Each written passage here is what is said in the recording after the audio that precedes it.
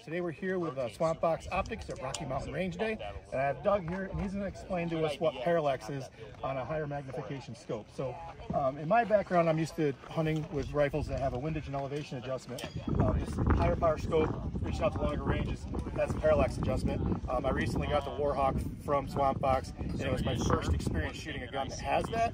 So, Doug's going to come in here and explain what exactly it is, what it does, and why you need it.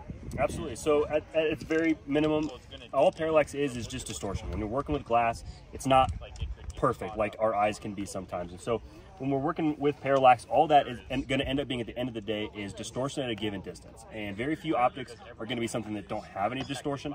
Our optics obviously do. And what parallax adjustment is, and so on our optics here we have a dial, and you can see these numbers. They'll start at about 15 down at the bottom.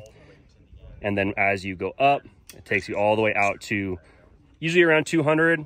Actually, you get up to 500 there, and then an infinity as well at the very end. And so what this does and what this allows us to do is when our eyes are looking through an optic, we're seeing something at a given range, but it's not going to be optically perfect because of the amount of glass that's in between. And so what this parallax adjustment will let us do is at a given distance, so anywhere between 15 and 500 yards, it'll allow that glass to be clearer so that you can see and have a better sight picture at that range, essentially. All right, so if you've focused your rear diopter to your eye, yep. So that you have a clear reticle. Yep.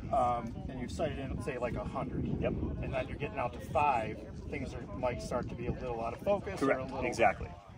Yep, and that's what exactly. Blurry is a great way to put it. It's going to appear to your eye like it's blurry. And what this allows us to do is just very quickly be able to adjust for that. Go from 100 if that's where your 0 is, and that's where you're constantly shooting. And then when you want to take that longer shot and you want to have that sharper sight picture, we're able to punch that out to 500, and it's going to clear it up like focus on a camera kind of works. Is what it looks like inside. From my understanding, which if I'm wrong, tell me, if you're out at that distance and you're out of focus, you're not going to reach for here. Correct. Because you'll just be focusing your reticle and not the actual target downrange. Yep.